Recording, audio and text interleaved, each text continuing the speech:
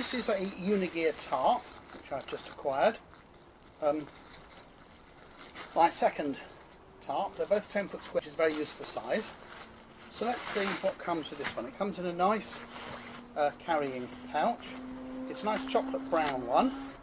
My other one's a green one. So I've got two which are nice natural colours. So this is made of the same material as the tarp, like the bag for the other one is. And this one is chocolate brown on the outside. That's the bag of bits that comes with it. Chocolate brown on the outside and sort of silvery colour on the inside. So I guess that might be quite handy for reflecting heat and so on. You could use it the other way up in hot weather to try and keep the heat out. Good.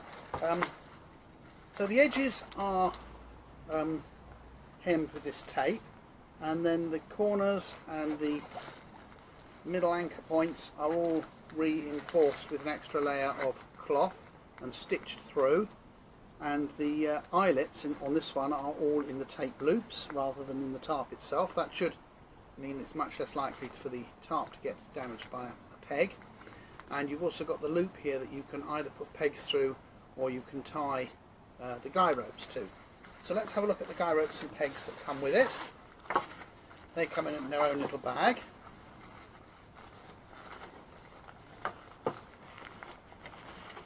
And you get 6 guy ropes and 6 pegs. And the pegs are these round ones. They're aluminium, so they're quite nice and light.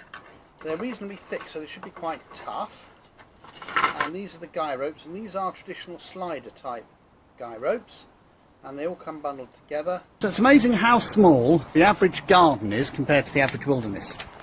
But I've set this up using available anchor points. There's a tree down there, there's a fence up there, and I've used some of the pegs as well. And what I've set up is a quick windbreak rain shelter. Obviously, if I had a bit more room, I could stretch the guys out a bit more and tighten it up a bit more so it didn't flap about. And you can use this to sit under or to cook on a low table. Of course, you can also stretch a rope between a couple of trees or something and hang the tarp over it and then peg both sides out, so you make yourself an awning. And if you keep it low to the ground, you can make a shelter you can sleep under. If you keep it high up, you can make a shelter for people to sit under when it's raining. You can also use this one apparently to fold to make a hammock. I'm going to have a go at that. I've got some hammock straps coming. The little what should we call it? The little hole things. I've forgotten the name of them momentarily. They're in the middle of the tape, so that's quite good. It means that they're not going to be pulling on the tarp, just on the stitching in the tape, in the tarp. Oh, that is annoying. Eyelets, yes, the little eyelets are in the tape, so that's quite a good idea. And then you've got a loop of tape you can tie off onto. You can put a pole through the eyelets, or you can put a string through the eyelets, or a peg through the eyelets, as I have down at the bottom there. Pegs. Here are just some other uses of a tarp. As you can see, a couple of canoes are being got ready to go sailing, just with a tarp with one side gathered together by all its loops, and sheets are attached at the bottom corners. Here we are out on the lake sailing, and another one of us out on the lake sailing. We've got about 3 miles an hour according to my sat-nav, which isn't massively fast, but we weren't paddling, so that was good. Now, no pioneering weekend can be quite complete without fires and without making stuff to eat. There we are, making some bananas with chocolate buttons in them. Nothing to do with the tarp, of course. Here's the campsite where we landed, and here's one of the tarp shelters that we made to keep the rain off and so on. Another sort of tarp shelter, again just stretched out between a couple of trees. And here's a tarp being used as a hammock, with another tarp being used as a shelter over the top. So lots of things you can use these tarps for.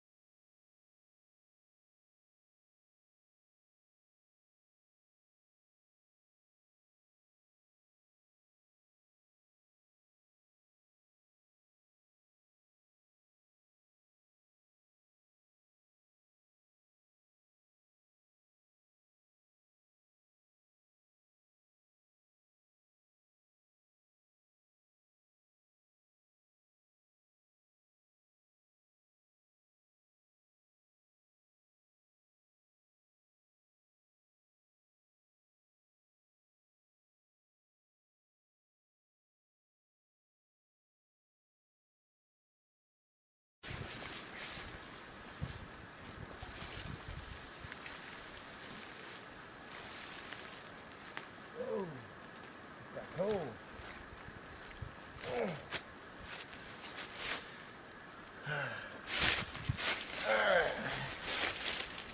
Well, good morning. It got cold last night. Luckily I had that little heater, but Unigear, it helped keep the heat in a little bit with that reflective material on the inside. I didn't have to run that heater for too long just to cut the chill off. So there's some pros about it. It does its job. It keeps you out of the weather. Cons, I wish it did have some grommets in the middle.